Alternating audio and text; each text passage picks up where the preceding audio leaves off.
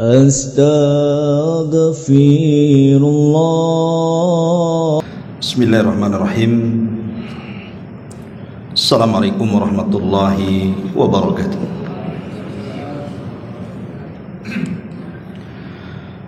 Alhamdulillah wassalatu wassalamu ala Rasulillah wa ala alihi wa sahbihi wa mawalah wa la hawla wa la quwata illa billahi wa ba'd. Alhamdulillah, segala puja dan puji hanya milik Allah Jalla fi'ula. Salawat dan juga iringan salam tetap kita hadiahkan kepada Rasul kita Nabi besar Muhammad sallallahu alaihi wa ala alihi wasallam.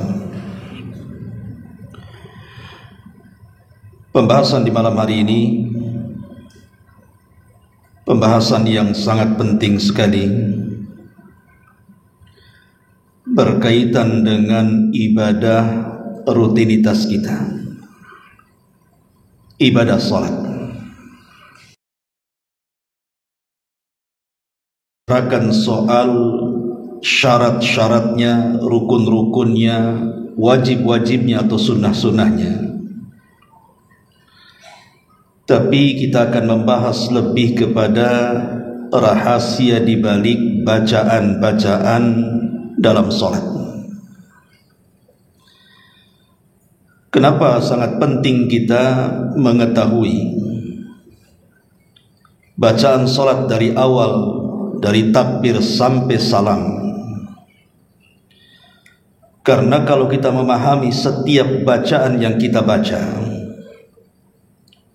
baik ketika berdiri, maka ini bisa menambah kekhusyuan salat kita. Betapa banyak orang-orang yang sudah puluhan tahun mereka salat, mungkin usia mereka sudah 60, 70 tahun, tapi tidak paham apa yang dibaca. Seolah-olah salatnya itu hanya mengikuti orang saja, atau mengikuti gerakan imam saja. Tentu bagi seorang muslim harus paham kenapa dia salat, dan kenapa kemudian bacaan-bacaan dalam salat itu saja. Tentu ada makna dan rahasia di dalamnya.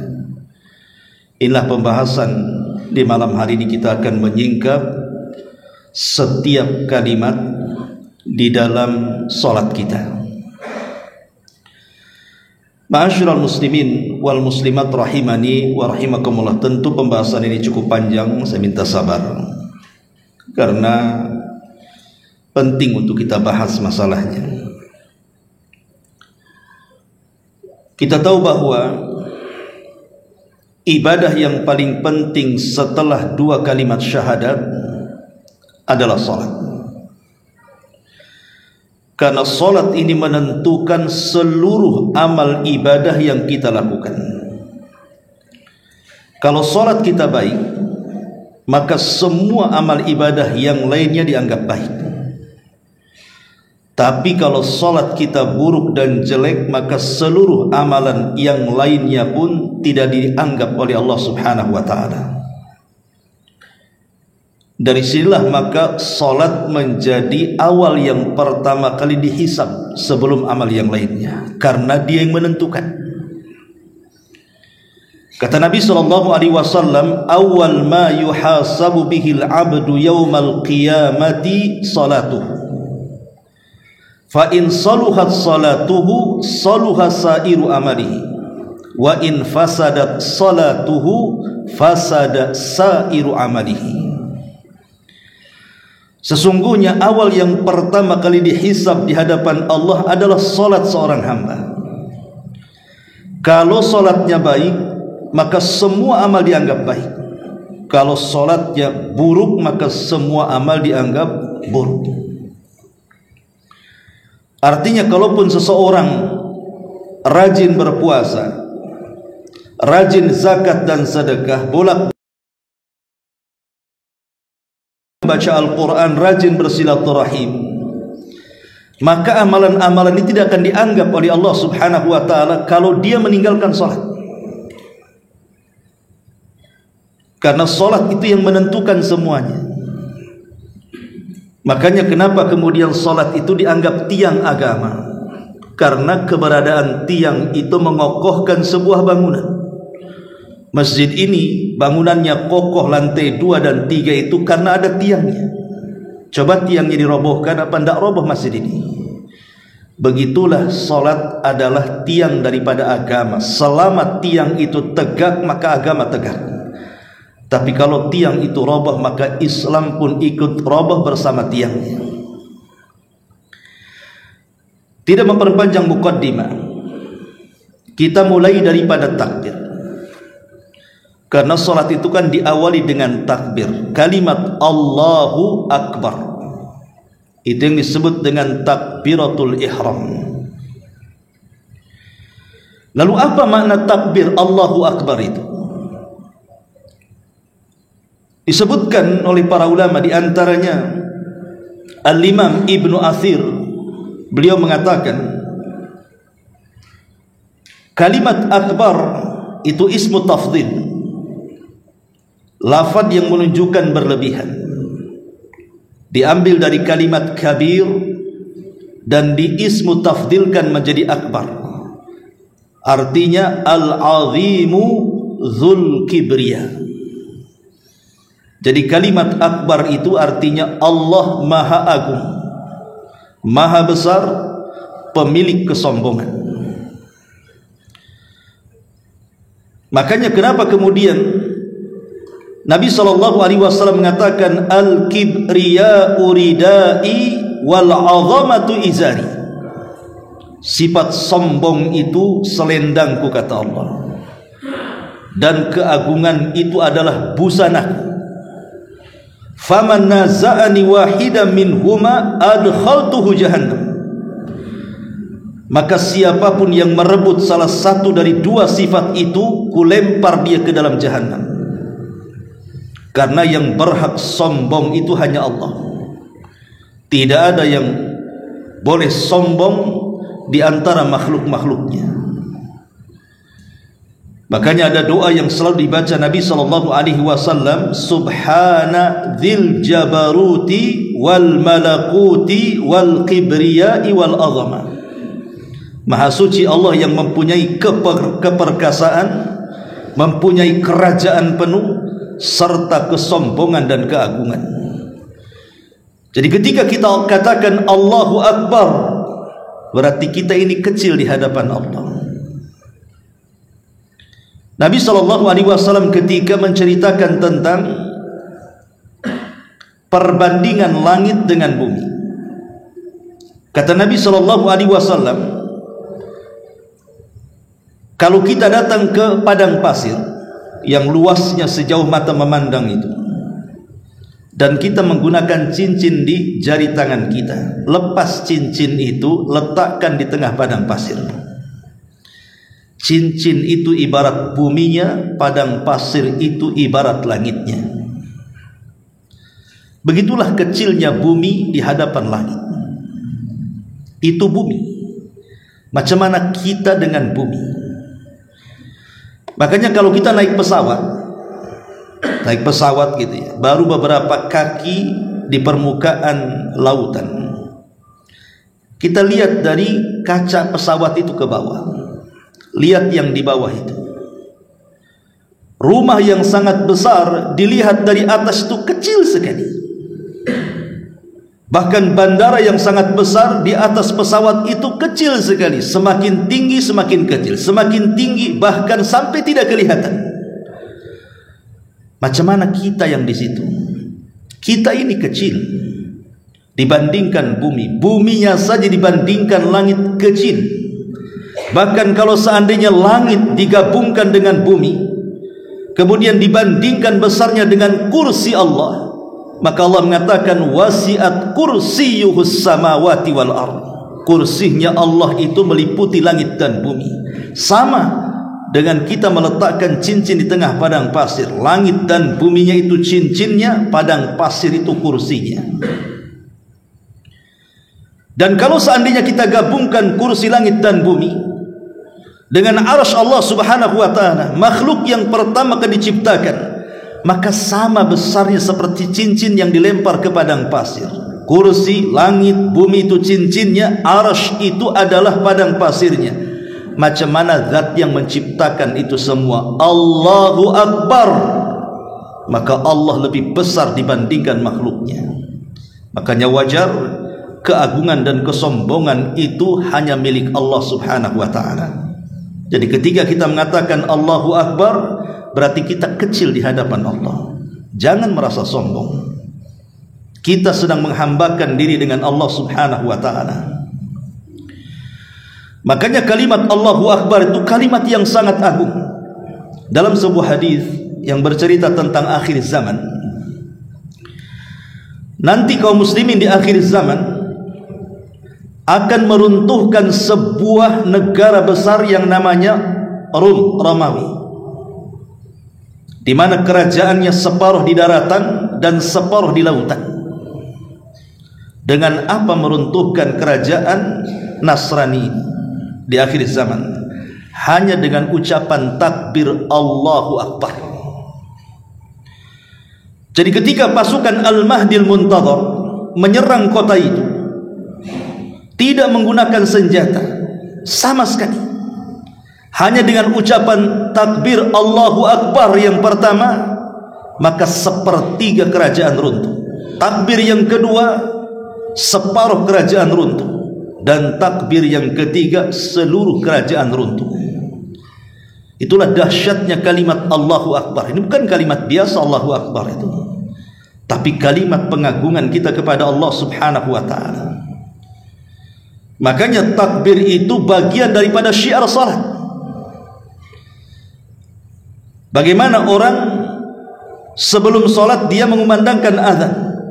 Dalam azan apa yang dimulakan? Lafadznya Allahu Akbar. Setelah azan ada qomat. Apa yang dimulai lafadz qomat itu? Allahu Akbar. Setelah qomat ada salat. Apa yang dimulai lafadz salat? Allahu Akbar. Jadi Allahu Akbar itu syiar dari syiar-syiar salat. Makanya takbir ini luar biasa kandungannya. Bahkan dipakai dalam beberapa masalah, beberapa perkara. Seperti umpamanya seseorang melihat hilal Ramadan. Di situ ada doanya kalau seandainya kita melihat bulan hilal dan besoknya masuk Ramadan. Apa lafaz yang diajarkan ketika kita melihat bulan besoknya Ramadan itu? Rasul mengatakan, bacalah Allahu Akbar. Allahumma ahillahu alaina bil amni wal iman was salamati wal islam wat taufiq lima tuhibbu wa tarda rabbuna wa rabbukallah. Allahu Akbar. Telah tampak hilal kepada kami. Ya Allah, dengan melihat hilal ini berikan keamanan, berikan keimanan, berikan keselamatan, berikan keislaman, berikan taufik, supaya kita mendapatkan empat-empatnya. Bahkan ketika kita berada di 10 awal Dzulhijjah, dari tanggal 1 sampai tanggal 10, kita dianjurkan untuk banyak-banyak bertakbir. Sampai Ibnu Umar masuk ke pasar bertakbir sehingga menggema takbir satu pasar. Bahkan ketika hari Id, baik Idul Adha atau Idul Fitri, bergema takbir. Bahkan ketika perang, Nabi SAW memulakan dengan takbir Allahu Akbar, dan itu bisa menciutkan keberanian musuh. Jadi takbir ini bukan lafaz biasa, tapi lafaz yang luar biasa karena dalamnya sedang mengagungkan Allah Subhanahu wa ta'ala. Saat menyembelih hewan kurban, kita disunahkan untuk membaca Allahu Akbar, Bismillahi Allahu Akbar, Allahumma hadza minka walaka, dan begitu seterusnya. Setelah takbir, Di situ ada doa iftitah. Doa iftitah, tentu lafaz doa iftitah. Banyak sekali lafaz yang diajarkan Nabi SAW. Macam-macam lafaz doa iftitah itu. Tapi ada doa iftitah yang disebutkan dalam sebuah riwayat, keluarkan Imam Muslim. Dijelaskan ketika para sahabat berkumpul di masjid. Idh qala rajulun minal qaum, tiba-tiba ada seorang sahabat yang sedang salat. Kemudian dia membaca iftitah, Allahu akbar kabira walhamdulillahi katsira wa subhanallahi bukratan wa asila. Kemudian selepas salat orang ini, Rasul bertanya, manil qail, siapa yang mengucapkan kalimat itu dalam salatnya? Faqala rajulun minal qaum, berkata seseorang yang berdoa kalimat itu dalam doa iftitahnya itu, ana ya Rasulullah, aku wahai Rasul yang membacanya. Maka Rasul mengatakan, ajibtulaha, sungguh menakjubkan kalimat yang kau baca itu. Futihat laha abwabus sama, kalimat itu telah membuka seluruh pintu-pintu dalam lapisan langit. Ketika mendengar ucapan itu, sahabat Ibnu Umar yang berada di dekat Nabi SAW mengatakan, fama taraktuhunna mundu an sami'tu Rasulullah sallallahu alaihi wasallam dzalik. Maka sejak itu aku pun tidak pernah meninggalkan lafaz itu sejak aku mendengar dari Nabi sallallahu alaihi wasallam. Jadi walaupun iftitah itu sunnah, tapi jangan ditinggalkan. Baru setelah doa iftitah masuk kepada doa atau masuk kepada bacaan Fatihah. Dan ingat, bacaan Fatihah itu rukun. Dan saya nasihatkan, jangan tergesa-gesa membaca Fatihah. Kalau bisa kita belajar membaca Al-Fatihah dengan benar. Karena bacaan Fatihah ini yang mempengaruhi seluruh solat kita. Kenapa Rasul sampai Allah mengatakan dalam Al-Quran, inna salata tanha anil fahsyai wal munkar, sesungguhnya salat itu bisa mencegah perbuatan keji dan kemungkaran. Kalau ada orang mengatakan, Ustaz, ada juga orang yang salat tapi masih berbuat keji, masih berzina, LGBT juga dia, atau masih melakukan kemungkaran, masih suka berdusta, menipu, riba dan yang semacamnya, padahal dia salat, Ustaz. Maka jawabannya, karena dia tidak sungguh-sungguh dalam salatnya ketika membaca surah Al-Fatihah. Ma'asyiral muslimin yang dimuliakan Allah Azza wa Jalla, surah Al-Fatihah ini adalah satu-satunya surat secara lengkap yang pertama kali turun. Maksudnya lengkap ya, satu surat. Kalau tidak lengkap ya bukan Fatihah. Yang pertama kali turun ya surah Iqra bismi rabbikal ladzi khalaq dalam masalah kenabian, kemudian Al-Mudaththir, ya ayyuhal mudaththir dalam masalah kerasulan. Tapi kan hanya 5 ayat saja, tidak secara lengkap. Tapi surah Al-Fatihah ini kalau kita ditanya surat apa yang pertama kali turun secara lengkap, maka kita katakan Fatihah. Tapi kalau tidak lengkap, ya kita katakan ala-ala kemudian Al-Mudaththir. Sama dengan surat yang terakhir turun secara lengkap adalah surah An-Nasr, idza jaa nasrullahi wal fath. Tapi kalau tidak lengkap ya Al-Baqarah, fattaqu yauman turja'una ila Allah. Artinya bahwa surat ini secara lengkap adalah yang pertama kali turun kepada Nabi SAW dan menjadi rukun daripada rukun-rukun salat. Bahkan tidak sah salatnya kalau tidak membaca Fatihah.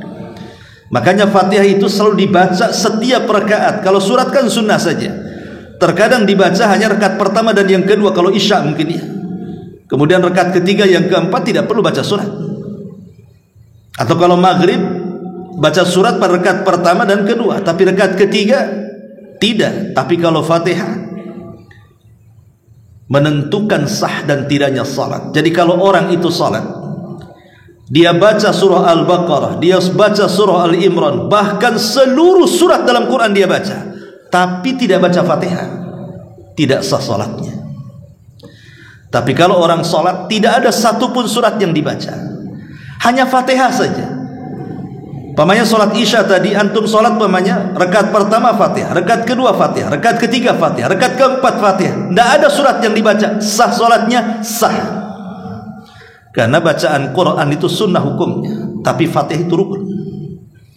Makanya Fatihah ini luar biasa. Ada perkataan Imam Ibnul Qayyim rahimahullahu ta'ala yang sangat bagus sekali ketika dia membahas tentang Madarijus Salikin, dalam kitabnya Madarijus Salikin fi iyyaka na'budu wa iyyaka nasta'in. Bacaan Fatihah ini memiliki kandungan yang luar biasa. Pertama, dalam Fatihah ini diajarkan oleh Allah Subhanahu wa ta'ala tentang amal-amal hati yang 3. Ingat, amal hati itu menentukan amal badan. Kalau amal hati tidak ada, maka percuma amal badannya. Dan rukun amal hati itu ada 3. Pertama, perasaan cinta.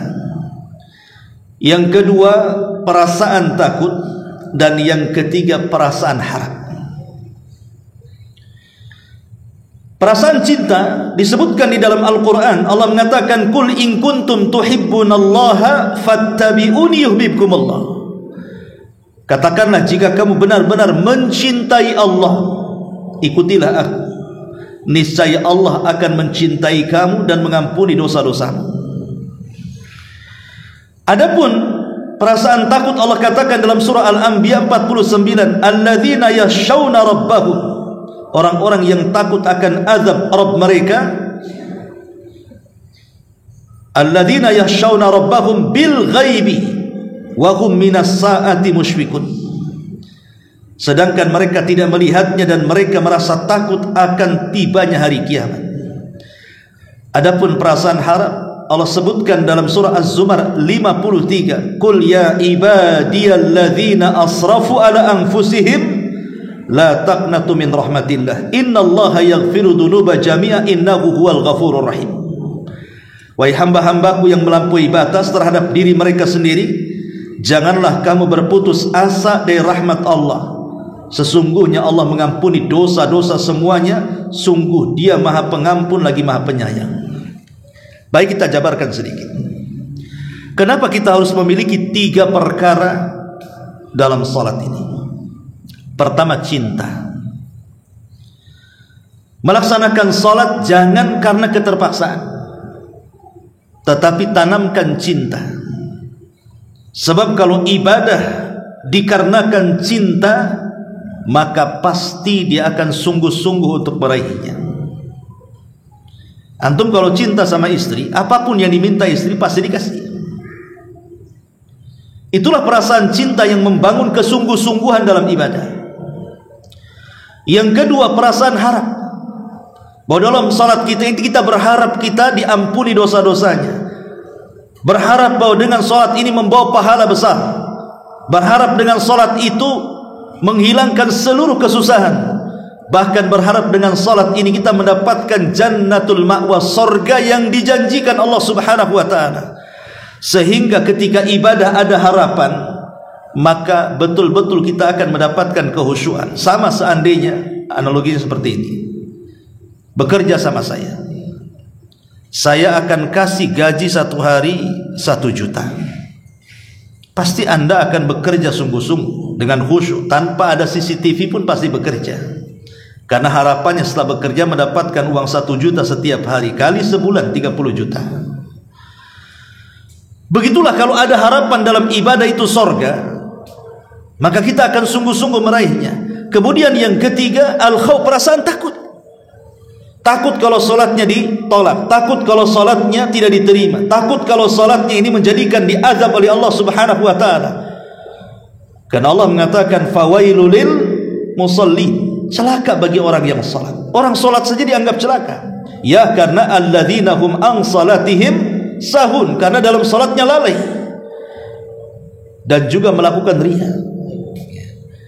Dari mana kita ambil perasaan cinta, harap dan juga takut itu? Dari bacaan Al-Fatihah ayat pertama, 2 dan 3. Memang menjadi perselisihan ulama apakah Bismillahirrahmanirrahim itu bagian dari Al-Fatihah atau tidak. Imam Syafi'i mengatakan bagian daripada Al-Fatihah, tapi ulama yang lainnya tidak. Al-Fatihah itu bagian dari Bismillahirrahmanirrahim itu bagian daripada surah An-Naml dan disunahkan dibaca setiap membaca Quran. Tapi dia bukan bagian dari Al-Fatihah, karena Al-Fatihah dimulai dari kalimat Alhamdulillahi Rabbil Alamin. Kalimat Alhamdulillahi Rabbil Alamin, Alhamdu itu artinya pujian. Alhamdu, aku memuji. Siapa yang dipuji? Allah. Bahwa pujian itu hanya milik Allah subhanahu wa ta'ala. Dan kalimat Alhamdulillah, kalimat pujian itu tidak mungkin kita memuji kecuali karena cinta. Orang kalau sudah cinta pasti memuji, tapi orang kalau benci pasti mencela. Ketika kita kemudian mengucapkan Alhamdulillahi Rabbil Alamin, itu tanda cinta kita kepada Allah subhanahu wa ta'ala dengan cara memujinya, karena orang cinta harus memuji. Tanda benci dia mencela. Makanya lihat kalau ada orang yang melakukan kesalahan dan orang yang melakukan kesalahan itu kita sangat mencintainya, tetap saja kita tutupi kesalahannya, karena pujian itu menganggap semuanya indah di hadapannya. Dan kalimat Alhamdulillah ini kalimat ajaib, dibaca semua manusia, dibaca semua makhluk, dibaca penduduk dunia, penduduk sorga. Coba kita lihat, kalau ada orang sehat kita katakan bagaimana kondisimu, maka dia mengatakan Alhamdulillah saya sehat. Kita datang kepada orang sakit, macam mana kondisimu? Orang sakit mengatakan Alhamdulillah sudah mulai sembuh. Kita katakan kepada orang miskin, bagaimana kondisimu? Alhamdulillah masih bisa makan. Kita katakan kepada orang kaya, macam mana kondisimu? Alhamdulillah bisnis lancar. Alhamdulillah diucapkan orang sakit, orang sehat, orang miskin, orang kaya.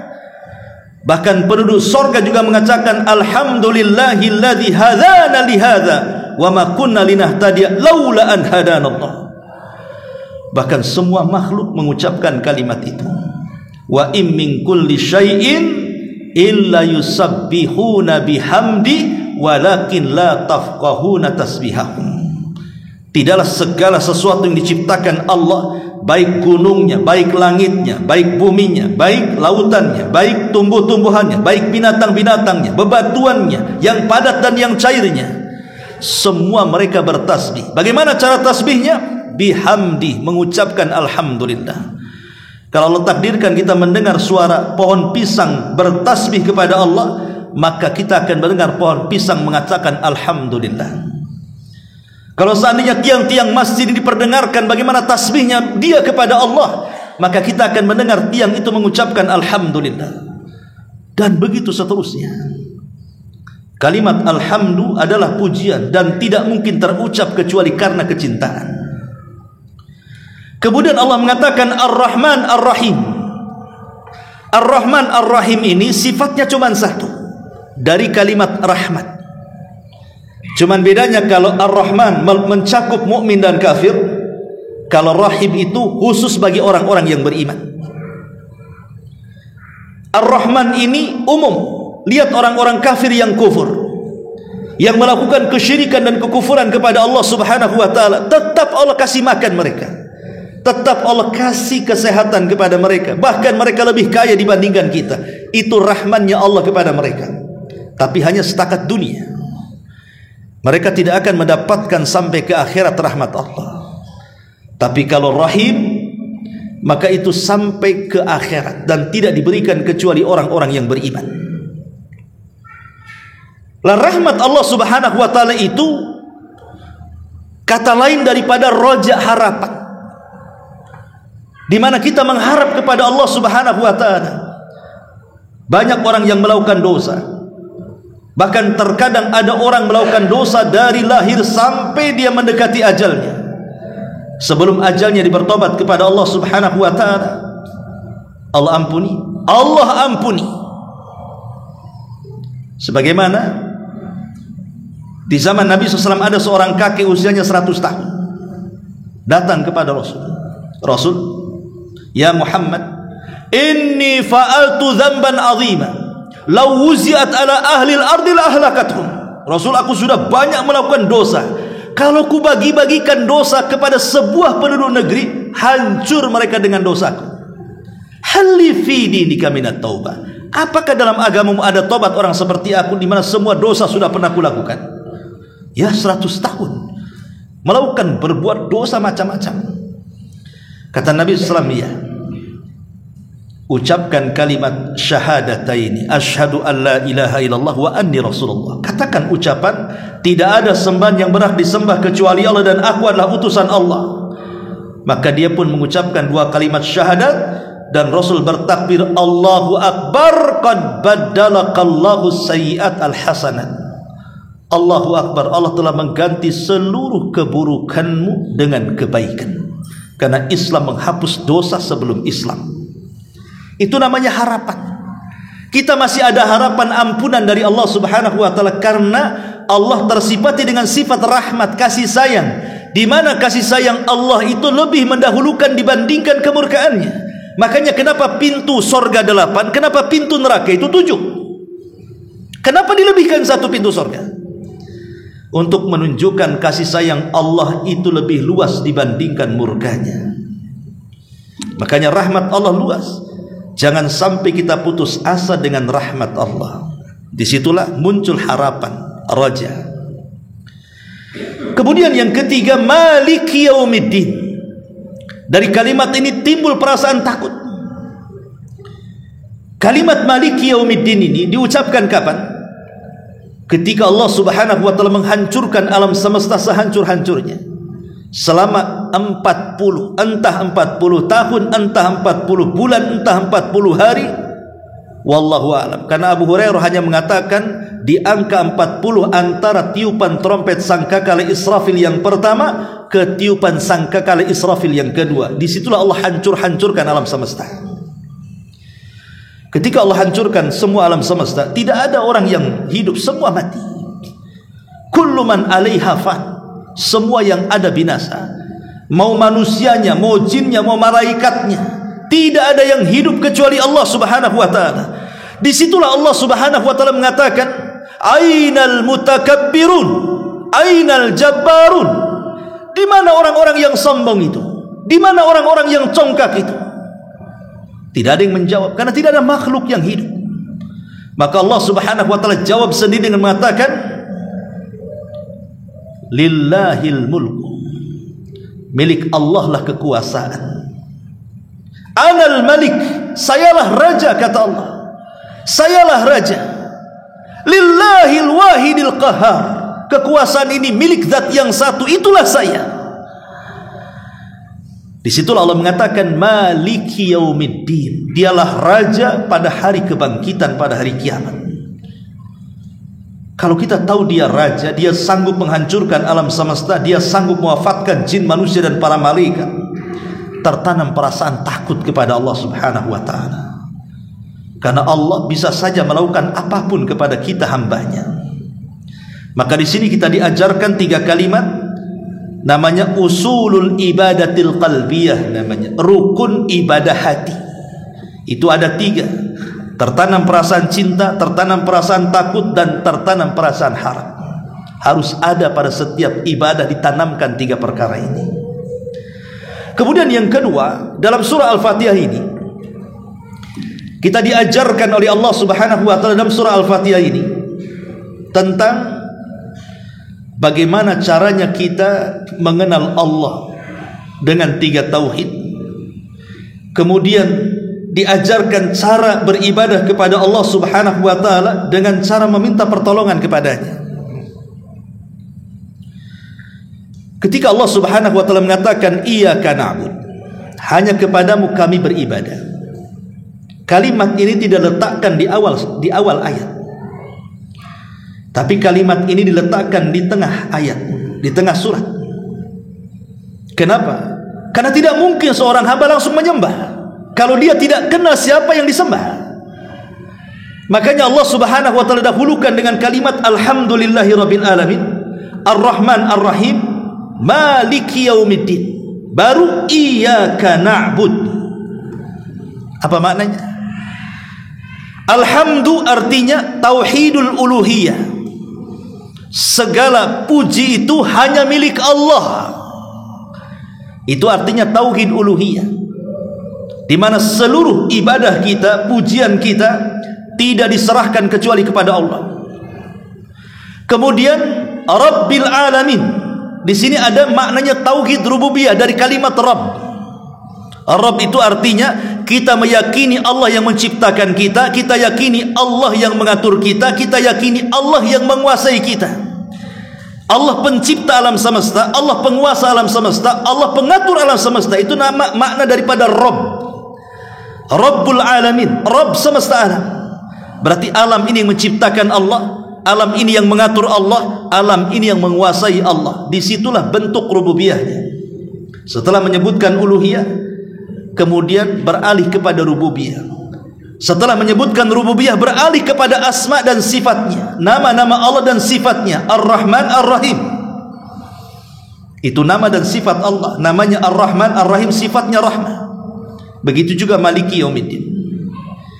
Kalau kita sudah mengenal tiga tauhid ini, uluhiyah, rububiyah, dan asma dan sifat, berarti kita telah mengenal Allah. Setelah kita mengenal Allah, Iyyaka na'bud, mulai kita beribadah kepada Allah Azza wa Jalla. Mungkinkah kita bisa beribadah kepada Allah Subhanahu wa ta'ala tanpa pertolongan Allah? Mustahil. Makanya ayat setelahnya Allah mengatakan, wa iyyaka nasta'in, hanya kepadamu kami meminta pertolongan. Karena tidak mungkin kita beribadah tanpa pertolongan Allah. Makanya ada istilah para ulama, lan yuta'a illa bi'idni wa lan yu'sa illa bi'ilmi. Allah tidak mungkin ditaati kecuali dengan izinnya, dan Allah tidak mungkin dimaksiati kecuali dengan pengetahuannya. Ketika kita bangun dari tidur, apa doa yang diajarkan Nabi SAW? Alhamdulillahilladzi afani fi jasadi wa rudda alayya ruhi wa adhina li bi dzikri. Itu salah satu doa yang diajarkan Nabi setelah bangun tidur. Ada juga ya, alhamdulillahilladzi ahyana ba'da ma amatana wa ilaihi nusyur. Itu yang masyhur. Tapi ada juga doa bangun tidur ini yang paling utama dibandingkan lafaz alhamdulillahilladzi ahyana ba'da ma amatana wa ilaihi nusyur. Apa itu? Alhamdulillahilladzi afani fi jasadi. Alhamdulillah ya Rabb, habis bangun tidur, Engkau sudah memberikan kesehatan kepada jasadku. Aku masih diberikan hidup, masih diberikan kesehatan. Wa rudda alayya ruhi, dan Kau kembalikan ruhnya yang Kau terbangkan ketika tidur, Kau masukkan lagi ke dalam jasadku. Aku dihidupkan kembali. Betapa banyak orang yang tidur tidak bangun lagi karena ruhnya tidak dikembalikan. Kita bersyukur ruhnya masih dikembalikan dan kita masih hidup dan bisa bangun dari tidur. Kemudian wa adzina li bidzikri, dan telah mengizinkan aku untuk terus mengingat namamu. Semua karena izin. Ada orang yang duduk di masjid, mushaf di depan, di etalase. Yang duduk ini bisa baca, bisa tulis, bisa membaca Quran. Kenapa dia duduk bengong? Kenapa dia tidak mengambil Quran kemudian baca Quran? Karena dia belum diizinkan Allah. Kalau diizinkan Allah, pasti dia ambil Quran, dia baca. Kenapa banyak orang yang mendengar suara azan, bahkan hayya 'alas shalah dipanggil-panggil, yuk kita salat. Lebih daripada itu, hayya 'alal falah dipanggil supaya menang, enggak mau menang juga, enggak mau juga ke masjid karena belum diizinkan Allah. Kalau diizinkan Allah, pasti dia langkahkan kakinya ke masjid.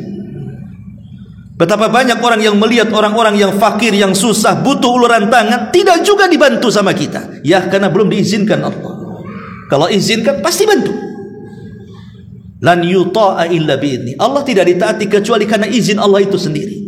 Makanya dari sini ibadah tidak mungkin dilakukan kecuali wa iyyaka nasta'in, kecuali kita minta pertolongan kepada Allah. Kalau bukan pertolongan Allah, tidak mungkin Anda hadir di majelis muhajirin di sini.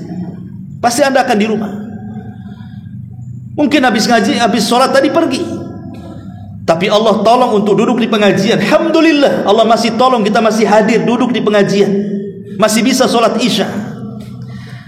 Makanya dalam surah Fatihah diajarkan kepada kita apa? Bagaimana cara mengenal Rabbnya, kemudian beribadah kepadanya, dan minta kepada Allah pertolongan agar kita bisa beribadah kepada Allah subhanahu wa ta'ala. Ini yang kedua. Yang ketiga, dalam surah Al-Fatihah kita diajarkan tentang meraih sebab hidayah. Hidayah ini mahal, harus kita cari, karena hidayah ini yang menuntun kita ke sorga. Perhatikan di dalam surah Al-Fatihah, Alhamdulillahi Rabbil Alamin, Ar-Rahman Ar-Rahim, Maliki Yaumiddin, Iyyaka na'bud wa iyyaka nasta'in. Setelahnya, Ihdina, ya Allah berikan hidayah. Sebelum Allah katakan Ihdinas siratal mustaqim, Allah mulakan dengan kalimat Alhamdulillahi Rabbil Alamin, Ar-Rahman Ar-Rahim, Maliki Yaumiddin, Iyyaka na'budu wa iyyaka nasta'in. Dalam sebuah hadis yang dikeluarkan Imam Muslim, Nabi SAW mengatakan, qasamtus salata baini wa baina abdi nisfaini wa li abdi masal. Allah Subhanahu wa ta'ala berfirman dalam hadis qudsi, aku membagi salat antara aku dengan hambaku menjadi dua bagian, dan bagi hambaku apa yang dia minta pasti kukabulkan. Jadi ketika kita membaca Al-Fatihah, ikhwatu fiddin yang dimuliakan Allah Azza wa Jalla, ibu bapak yang dimuliakan Allah Azza wa Jalla, Fatihah itu bentuk dialog kita dengan Allah sebenarnya. Jadi kalau anda ingin tahu, ketika membaca Fatihah itu bentuk dialog kita dengan, kita sedang berdialog dengan Allah sebenarnya. Karena setiap kalimat-kalimat dalam surah Al-Fatihah itu ada jawabannya. Makanya kenapa kemudian solat itu disebut munajat, bermunajat dengan Allah, berdialog dengan Allah, berjumpa dengan Allah. Alladzina yadhunnuna annahum mulaqu rabbihim. Ketika Allah mengatakan solat itu berat bagi orang-orang, kecuali orang yang khusyuk. Siapa orang yang khusyuk? Orang-orang yang yakin ketika dia berjumpa dengan Allah. Dalam Quran seperti itu kan, alladzina yadhunnuna annahum mulaqu rabbihim. Orang yang yakin dia sedang bermunajat dengan Allah. Itulah perjumpaan kita di dunia dengan Allah, itu dalam solat. Disitulah terjadi dialog kita dengan Allah. Kata Nabi SAW, idza qala al-abdu, kalau seorang hamba membaca Alhamdulillahi Rabbil Alamin, segala puji hanya milik Allah, maka Allah akan jawab, Hamidani abdi, hambaku telah memujiku. Kemudian kita membaca lagi Ar-Rahman Ar-Rahim, yang maha pengasih lagi maha penyayang. Apa jawaban Allah? Asna alayya abdi, hambaku sedang menyanjung-nyanjung aku. Apabila kita membaca Maliki Yaumiddin, penguasa hari pembalasan, maka Allah Subhanahu wa ta'ala akan menjawab, Majjadani abdi, hambaku sedang membesarkan dan mengagungkan diriku. Apabila kita mengatakan Iyyaka na'bud wa iyyaka nasta'in, maka Allah mengatakan hadza baini wa baina abdi wa li abdi mas'al. Ini hubungan aku dengan hambaku, dan semua permintaan hambaku pasti akan kukabulkan. Perhatikan di sini ada 5 perkara, dan 5-5-nya menjadikan sebab hidayah. Pertama alhamdu, yang kedua as-sana'u, yang ketiga al-majdu, yang keempat al-ubudiyatu, dan yang kelima ad-du'a. Pertama alhamdu. Allah Subhanahu wa ta'ala menjawab hamidani abdi, hambaku sedang memujiku. Pujilah Allah Subhanahu wa ta'ala.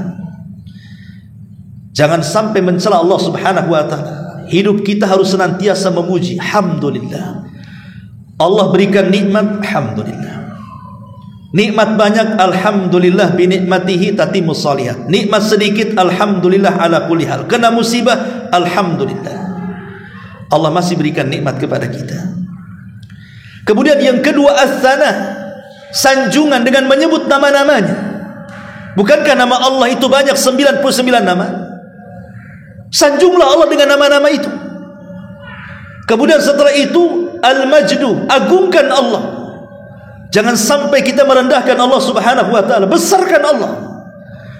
Kemudian al-ubudiyah, iyyaka na'bud, Jadikan hamba kerendahan kita di hadapan Allah. Jangan sombong di hadapan Allah. Kita ini hamba. Kemudian berdoalah kepada Allah Azza wa Jalla. Itulah isti'anah wa iyyaka nasta'in. Kalau kita bisa mengumpulkan pujian, sanjungan, pengagungan kepada Allah, kemudian penghambaan kita kepada Allah, kemudian doa kita kepada Allah, maka muncullah kalimat ihdinas siratal mustaqim. Di situ muncul hidayah. Jadi sebab hidayah itu karena 5 perkara. Karena kita pandai memuji Allah, karena kita pandai menyanjung Allah, karena kita pandai mengagungkan Allah, karena kita pandai menghambakan diri kepada Allah, kemudian berdoa kepada Allah, muncul hidayah di situ. Ma'asyiral muslimin yang dimuliakan Allah Subhanahu wa taala. Bahkan dalam surah Al-Fatihah itu ada 3 kalimat yang luar biasa. Pertama rahmat, yang kedua hidayah, yang keempat, yang ketiga nikmat. Rahmat diambil dari kalimat Ar-Rahman Ar-Rahim, sifatnya rahmat. Hidayah diambil dari kalimat ihdinas siratal mustaqim, ihdina ya Allah berikan hidayah. Nikmat diambil dari kalimat alladzi an'amta alaihim. An'amta itu nikmat. Apa rahasia 3 kalimat rahmat, hidayah dan nikmat itu? Kalau kita balik, tidak mungkin orang diberikan nikmat kecuali diberikan hidayah. Tidak mungkin orang diberikan hidayah kecuali setelahnya diberikan rahmat. Sebab rahmat itulah orang dapat hidayah. Sebab dapat hidayah itulah orang diberikan nikmat. Jadi Al-Fatihah itu sebab mendatangkan nikmat. Karena ada rahmat, setelah itu ada hidayah, baru ada nikmat. Dan itulah Islam. Islam itulah semuanya. Ketika Allah mengatakan al-yauma akmaltu lakum dinakum wa atmamtu alaikum ni'mati wa raditu lakumul Islam madina. Pada hari ini kusempurnakan. Akmaltu, kesempurnakan. Apa agama? Islam. Kemudian ku sempurnakan lagi nikmatku untuk kalian. Maksudnya nikmat Islam. Wa raditu lakumul Islam madina, dan aku ridho Islam sebagai agama kalian. Di sini ada al-kamal, at-tamam, ar-ridha. Ada penyempurnaan Islam, ada penyempurnaan nikmat, dan ada redha kepada kita tentang Islam. Allah sempurnakan Islam, Allah jadikan nikmat Islam untuk kita, dan Allah redhoi Islam sebagai agama kita. Bicara tentang rahmat, hidayah dan nikmat dalam surah Al-Fatihah, Allah mengatakan rahmat, inna arsalnaka illa rahmatan lil alamin. Tidaklah kami utus wahai Muhammad untuk menyebarkan Islam kecuali engkau jadi rahmat di tengah-tengah manusia. Hidayah, Allah mengatakan faman yurid an yahdiyahu yasrah sadrahu lil Islam. Barang siapa yang dikehendaki Allah mendapatkan hidayah, Allah bukakan dadanya menerima Islam. Adapun nikmat, itulah Islam itu sendiri. Ma'asyiral muslimin yang dimuliakan Allah Subhanahu wa taala. Intinya bahwa surah Al-Fatihah ini surah ajaib kalau kita perhatikan, kalau kita resapi, karena di dalamnya isinya doa yang porosnya di kalimat ihdinas siratal mustaqim. Ya Allah berikan hidayah. Jadi kalau kita mendapatkan hidayah dalam solat kita, tidak mungkin setelah solat dia melakukan maksiat. Mustahil. Orang sudah dapat hidayah, tetapi ketika kemudian dalam solatnya dia belum mendapatkan hidayah, solatnya hanya semata-mata gerakan dan bacaan, tidak ada ruh di dalamnya. Itulah jawabannya. Kenapa orang solat kok masih zina? Kenapa orang solat masih dusta? Kenapa orang solat masih riba? Karena dia belum dapat hidayah dalam solatnya. Dia tidak sungguh-sungguh ketika mengatakan ihdinas siratal mustaqim. Ya Allah berikan hidayah. Makanya bacaan surah Al-Fatihah ini bukan bacaan biasa. Harus betul-betul memahami isi kandungannya supaya tidak tergesa-gesa. Makanya saya heran kalau ada orang bacaan Fatihah satu nafas, tarawih 30 rakaat 10 menit atau 5 menit, semana tuh baca Fatihahnya? Orang dolin, nggak paham dia isinya tuh, atau dolin saja. Gimana akan dapat hidayah dia? Bacaan Fatihahnya nggak jelas. Pada setiap kalimat ada jawabannya. Ma'asyiral muslimin yang dimuliakan Allah Subhanahu wa taala.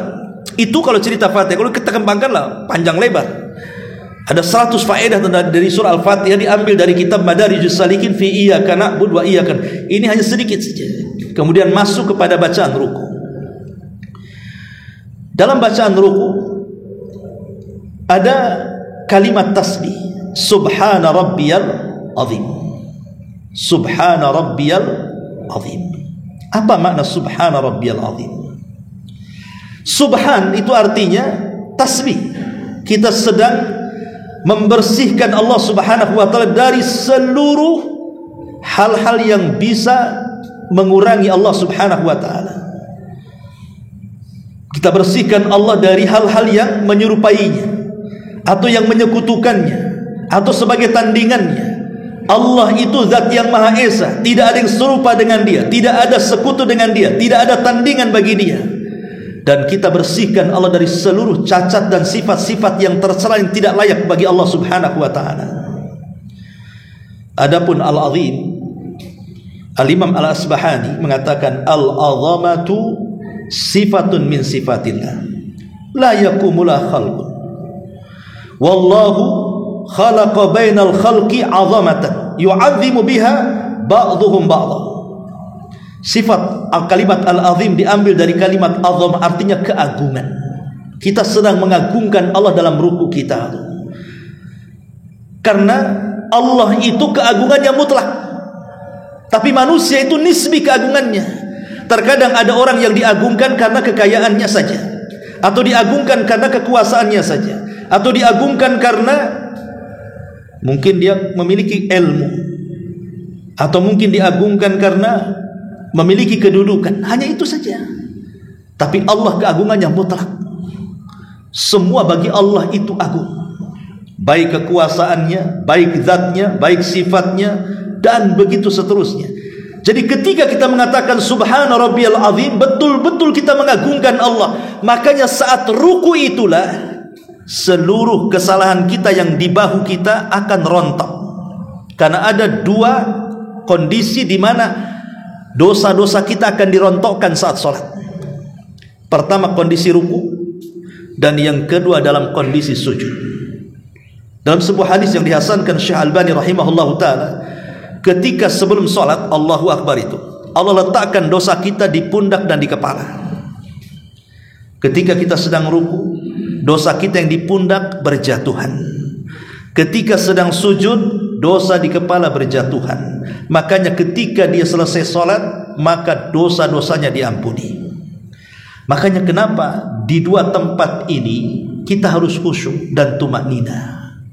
Pertama saat ruku, jangan tergesa-gesa. Di situ Allah sedang mengampuni dosa kita. Dan yang kedua saat sujud, jangan tergesa-gesa. Tumakninalah, khusyuklah saat sujud, karena di situ dosa kita sedang dirontokkan. Kata Nabi SAW, ara'aitum, bagaimana pendapat kalian, kata Rasul, in kana fi babi ahadikum naharun, kalau di depan rumah kalian ada sungai yang jernih sekali, kemudian kalian mandi sehari 5 kali, bukankah akan membersihkan kotoran di badanmu? Kata sahabat, tentu wahai Rasul. Begitulah salat.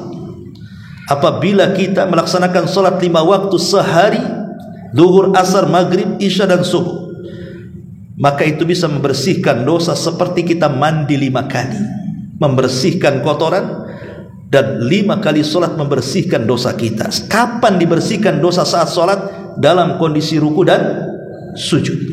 Situlah dosa kita rontok di situ. Makanya ketika ruku dan sujud betul-betul sungguh-sungguh, jangan asal-asalan. Sampai Rasul kalau ruku tuh, kalau diletakkan bejana di sini, itu tidak akan tumpah. Makanya tangan kenapa diletakkan di lutut? Supaya rata nih, ya, bahu nih. Sebab kalau diletakkan di betis, maka dia akan doyong seperti ini. Kalau diletakkan di paha, maka akan terangkat seperti ini. Kalau di betis, baru dia begini, tumaknina. Pegang betis, jangan paha ataupun pegang lutut, jangan betisnya, atau jangan pahanya, karena itu yang bisa meratakan punggung kita. Begitu juga ketika sujud, jangan sampai kemudian sikut ini menempel di lambung. Itu sujudnya orang malas. Tapi jauhkan sikut ini dari lambung. Begini. Sampai kata Rasul, kalau ada anak kambing masuk, bisa masuk dari sini.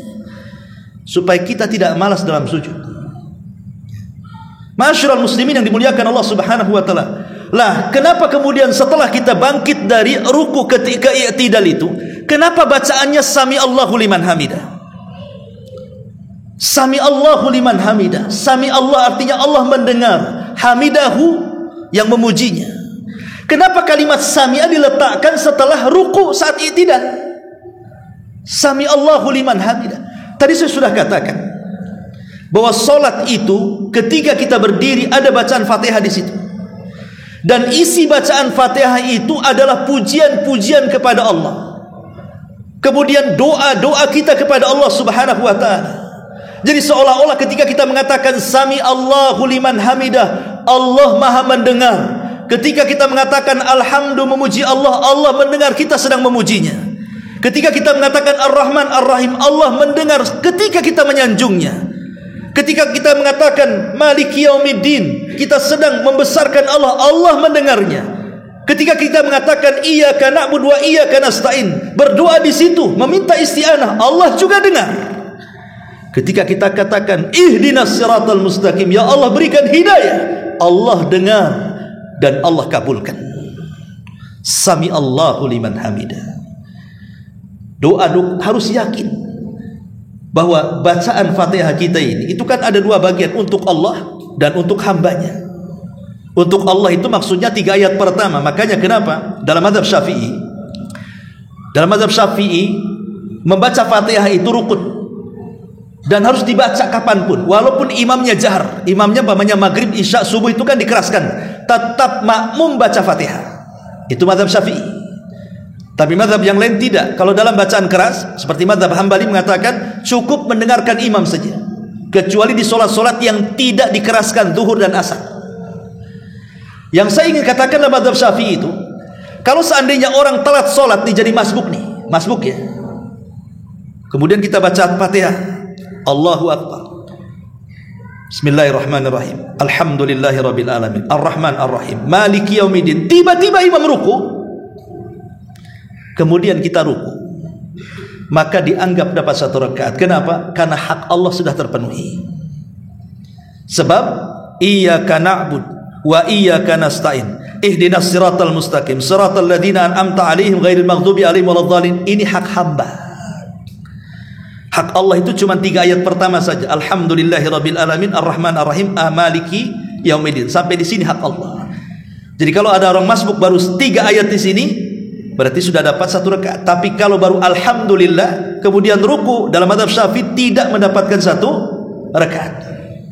Tapi kalau mazhab yang lain, yang penting dapat ruku, dapat 1 rakaat kan gitu ya. Itu masalah fikih lah, kita nggak usah bahas. Tapi yang jelas bahwa kenapa kalimat itu yang dipilih Sami Allahu liman hamidah?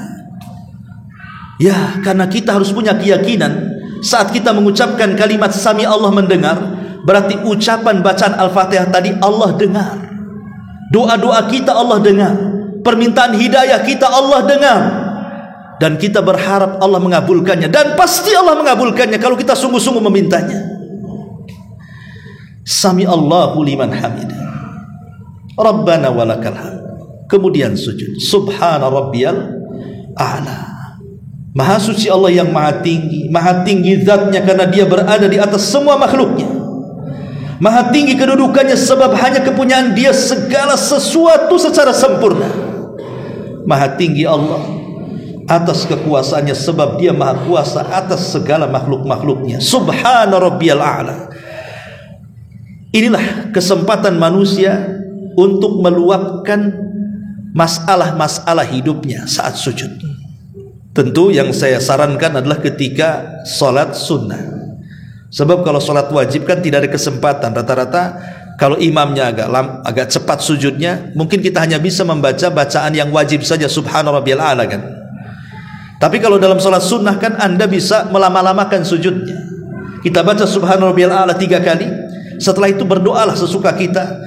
Uraikan permasalahan hidup kita dalam sujud ini. Entah Anda sakit minta disembuhkan, entah Anda ekonominya minta dilancarkan, entah rumah tangganya berantakan minta diuraikan, dan begitu seterusnya. Adukan masalah kita saat sujud itu. Karena Rasul mengatakan kemuliaan salat seseorang itu di waktu sujud. Kenapa? Karena tanah itu tempat yang rendah, tempat diinjaknya oleh kaki kita. Tiba-tiba kepala yang terhormat dalam badan manusia dalam badan manusia itu yang paling terhormat kepala. Tempat yang paling terhormat diletakkan di tempat yang paling hina yang dipijak manusia, untuk menunjukkan apa? Kehinaan kita di hadapan Allah. Bahwa kita ini hamba, harus menghinakan diri kepada Allah. Kita sujud. Makanya itu bentuk penghambaan yang sempurna saat sujud itu. Disitulah kenapa Rasul mengatakan fajtahidu fid du'a. Sungguh-sungguh dalam berdoa di situ. Hampir-hampir tidak ada doa yang ditolak saat sujud itu. Maka kalau seandainya Anda ada masalah banyak sekali, cobalah ketika sholat sunnah, sujud yang lama, setelah membaca subhana rabbiyal a'la, adukan masalah Anda ini kepada Allah subhanahu wa ta'ala, terutama dalam sholat tahajud. Saya yakin dan percaya semua permasalahan bisa diuraikan dengan sholat. Bukankah Hudzaifah bin Yaman yang mengatakan, kana nabiyyu sallallahu alaihi wasallam idza fazi'ahu amrun idza hazabahu amrun fazi'a ila shalah. Rasul itu kalau ada masalah besar dalam hidupnya, tidak bisa keluar dari masalah itu, maka Nabi sallallahu alaihi wasallam langsung sholat. Dan sholat itu yang menguraikan masalah. Kapan itu? Saat sujud tuh kita meminta kepada Allah azza wa jalla. Ya tentu dalam sholat sunnah ya. Kalau sholat wajib kan tergantung, kalau imamnya lama ya mungkinlah bisa ada kesempatan kan. Tapi kan kita harus mengikuti imam. Nggak bisa imamnya sudah bangkit dari sujud, kita sujud terus sampai selesai baru kemudian bangkit dari sujud. Ya tidak sah sholatnya. Ya. Intinya bahwa inilah kalimat dalam sholat. Kemudian ada tasyahud awal dan ada tasyahud akhir.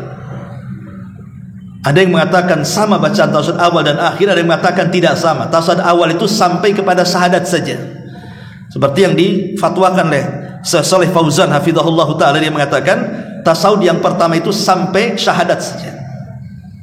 At-tahiyyatu lillahi was-salawatu wat-thayyibat. Assalamu alayka ayyuhan nabi, assalamu alayna wa ala ibadika salihin. Kemudian asyhadu an la ilaha illallah wa asyhadu anna muhammadar rasulullah. Sampai di sini saja. Tapi Syekh Albani rahimahullah ta'ala mengatakan bacaan tasyahud awal dengan akhir sama saja. Tapi saya cenderung kepada pendapat Syekh Shalih Fauzan bahwa tasyahud pertama sampai syahadat saja, kemudian bangkit ke rakaat yang berikutnya.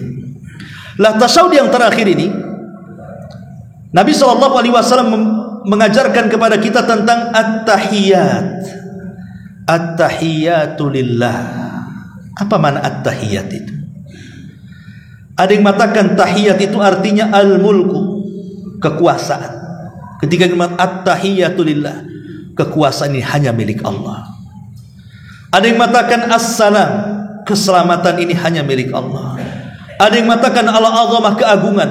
At-tahiyyatu keagungan semua milik Allah. Ada yang mengatakan al-baqa, kekekalan itu hanya milik Allah. Jadi mana tahiyat itu macam-macam. Jadi seolah-olah ketika kita mengatakan at-tahiyyatu lillah, kita katakan semua kerajaan, semua keselamatan, semua keagungan, semua kekekalan hanya milik Allah. Was-salawat, dan salat-salat yang 5 waktu itu juga tidak boleh ditujukan kepada selain Allah, harus ditujukan kepada Allah. Qul innas salati wa nusuki wa mahyaya wa mamati lillahi rabbil alamin. Katakan salatku, penyembelihanku, bahkan hidupku dan matiku kuserahkan kepada Allah. Was-salawat wat-thayyibat. Thayyibat itu artinya amal saleh, baik amalan badan kita atau amalan lisan kita, maka kita serahkan kepada Allah subhanahu wa ta'ala.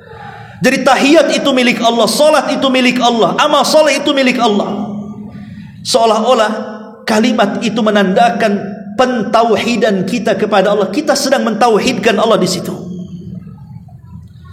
Baru setelah kita membaca at-thayyibatu lillah, baru kita ucapkan salam. Assalamu alayka ayyuhan nabi. Ini kan kalimat mukhatab, ikhwan. Keselamatan bagimu wahai nabi. Apakah nabi hidup di hadapan kita sehingga kita menyapa dia? Sehingga ada sebagian ulama mengatakan diganti lafaznya dengan assalamu ala nabi, bukan assalamu alayka ayyuhan nabi, karena kalimat ayyuha itu orangnya di depannya masih hidup. Tapi ulama mengatakan itu hanya lafaz saja. Boleh assalamu ala nabi, boleh assalamu alayka ayyuhan nabi. Kan alayka kepadamu, seolah-olah orangnya di depannya. Boleh dibaca dua-duanya. Tapi apa sih maknanya? Kenapa kita disuruh mengatakan assalamu alayka ayuhan nabi? Begini ikhwatu fiddin, dalam solat itu ada dua perkara. Kalau solat kita ingin diterima, lakukan dua perkara. Pertama, tanamkan keikhlasan. Yang kedua, mutaba'atul rasul. Tanamkan ittiba, mencontoh Nabi. Keikhlasan ditanamkan dalam salat saat berdiri. Iyyaka na'budu wa iyyaka nasta'in. Itu keikhlasan. Kemudian ittiba, disinilah kalimat ittiba, assalamu alayka ayyuhan nabi. Seolah-olah kita katakan, kalau bukan engkau wahai nabi, tentu kami tidak salat, bahkan tidak beriman pun. Kalau bukan engkau wahai nabi, tentu kami tidak mungkin mampu beribadah kepada Allah Subhanahu wa taala. Jadi kalimat assalamu alayka ayyuhan nabi, di sini ada tuntutan kalimat sallu kama raaitumuni usalli. Salatlah kalian sebagaimana kalian melihat aku salat. Kita diingatkan dengan Nabi bahwa salat kita ini adalah berkat Nabi, diutus oleh Allah kepada kita, diajarkanlah salat kepada kita. Maka jangan sampai kita melakukan gerakan bacaan salat yang di luar dari tuntunan Nabi SAW. Karena kalau bukan karena Allah kemudian Nabi kita, tentu kita tidak mengenal salat. Kita mengenal salat itu karena Nabi kita. Ma'asyiral muslimin yang dimuliakan Allah Azza wa Jalla, baru kita doakan kepada diri sendiri. Assalamu alayka ayyuhan nabi wa ala ibadikas salihin. Kitalah hamba-hamba Allah yang saleh. Minta kepada Allah agar kita menjadi hamba yang saleh, supaya ketika selesai sholat kita tidak melakukan perbuatan keji dan kemungkaran. Baru setelah itu kita mengucapkan syahadat. Syahadat itulah persaksian kita yang menjadikan kita selamat dunia akhirat. Kalimatul la ilaha illallah, kalimat penyelamat.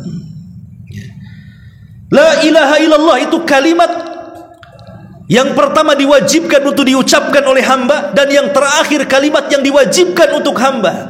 Rasul mengatakan, lakinu mautakum bila ilaha illallah. Ejahkan orang yang sedang sakaratul maut dengan kalimat la ilaha. Kenapa? Ingat ikhwan, fitnah yang paling besar setelah fitnah rahim. Maksudnya kalau kita dalam janin kita, insya Allah masih tidak akan diganggu setan. Kenapa bayi itu disebut janin itu dalam rahim? Apa sih rahim itu? Kenapa diambil dari kalimat rahim? Rahim ibu kita. Rahim itu diambil dari rahmat. Artinya bayi itu kalau masih dalam perut itu masih mendapatkan rahmat Allah. Makanya dia itu diberikan makan, diberikan minum, diberikan nyawa, diberikan oksigen. Tidak mati padahal dalam rahim loh ya. Tidak ada yang antar makanan, tapi dihidupkan 9 bulan karena rahmat, makanya disebut rahim. Tapi kalau sudah brojol, rahmat sudah nggak ada.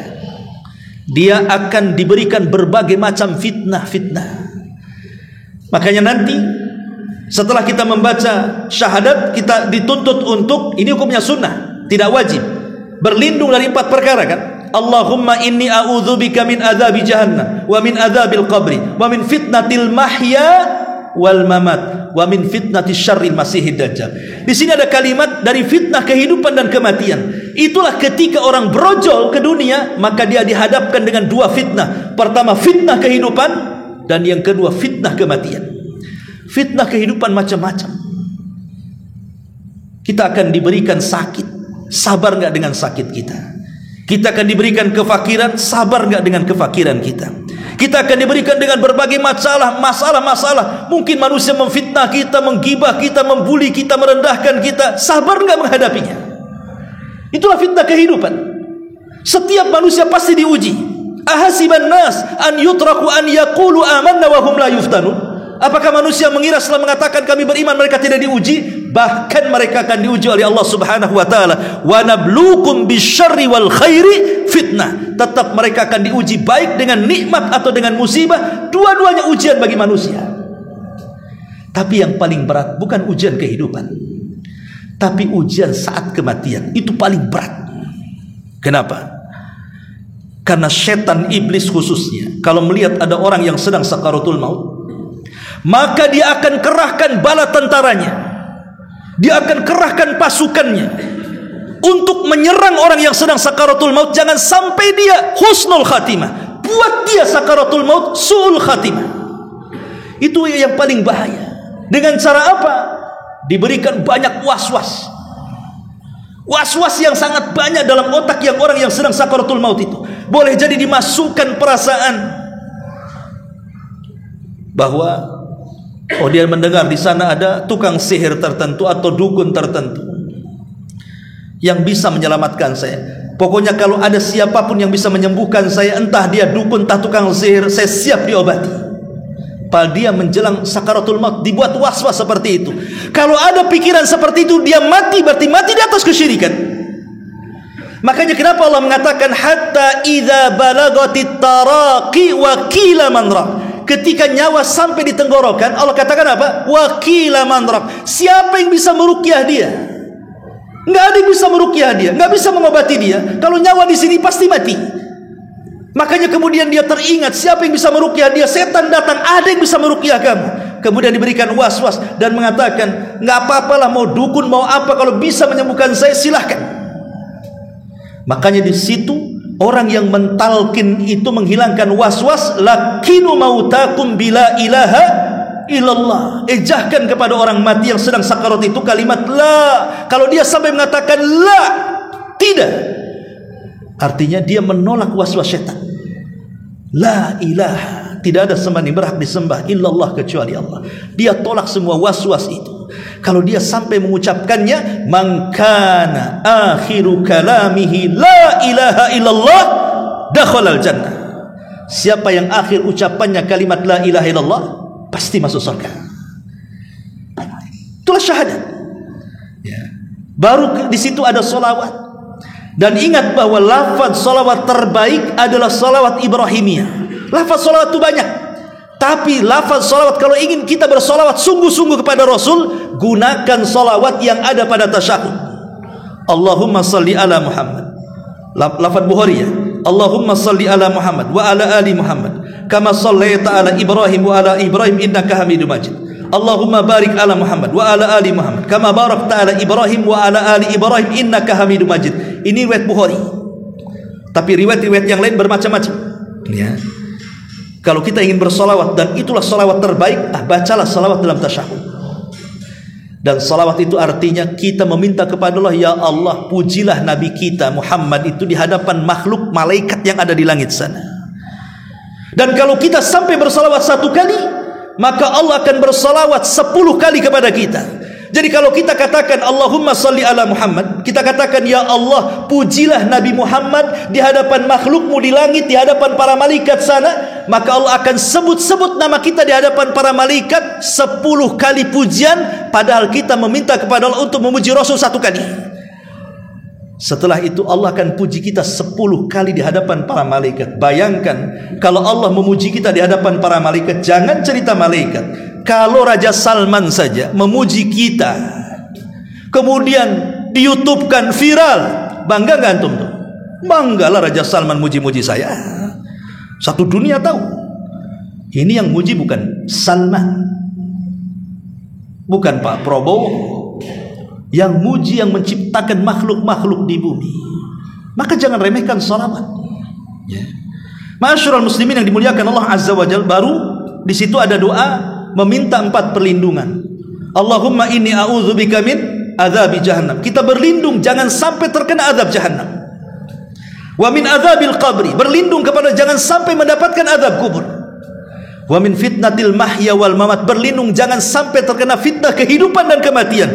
Dan yang terakhir, fitnah yang paling besar sejak diciptakan Adam sampai dikiamatkan, fitnah min syarri fitnatid dajjal. Seburuk-buruk fitnah adalah fitnah dajjal. Jangan sampai diperjumpakan dengan dajjal.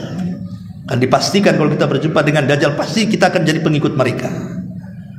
Dan riwayat ada tambahan, minal kufri wal faqri. Kita berlindung dari kekufuran dan kefakiran. Berlindung kepada Allah. Jangan sampai kita kufur. Makanya kita sholat, karena sholat itu pembeda kita dengan orang kafir. Supaya kita jangan kufur, sholat. Rasul yang mengatakan al-ahdu bainana wa bainahumus salatu faman tarakaha faqad kafar. Perbedaan kita dengan orang kafir sholat. Siapa yang meninggalkannya kafir dia. kefakiran, karena fakir itu juga menyebabkan kekufuran. Betapa banyak orang fakir bekerja untuk orang fakir, lupa dengan kehidupannya karena mencari makan, lupa hadir di majelis ilmu, lupa segalanya. Makanya kefakiran ini bisa menjadikan kekufuran. Kita berlindung juga. Dalam riwayat juga Rasul berlindung minal ma'sam wal maghram, dari perbuatan dosa dan hutang. Sampai Ummu Salamah mengatakan, ya Rasulullah, apakah anda punya hutang sehingga engkau berlindung senantiasa dalam solatmu sebelum salamu, Allahumma inni a'udzubika minal ma'sam wal maghram? Kata Rasul, bukan begitu wahai Ummu Salamah, karena orang yang hutang itu, kalau dia bicara pasti dusta, kalau dia berjanji pasti khianat, kata Rasul. Orang hutang kan gitu kan, kalau dia ngomong pasti dusta tuh. Kapan bayar? Tak ada duit, padahal duit banyak. Dalam besok saja dia janji, pas besok tak mau dibayar juga. Itulah orang hutang, kalau ngomong dusta, kalau dia janji khianat. Makanya Rasul berlindung dari itu. Baru kemudian Rasul mengucapkan salam, assalamualaikum warahmatullah, assalamualaikum warahmatullah. Dan ini hanya dipercepat saja karena waktu. Wallahu a'lam. Subhanakallahumma bihamdika asyhadu an la ilaha illa anta astaghfiruka wa atubu ilaik. Allahu ta'ala alam. Assalamualaikum warahmatullahi wabarakatuh.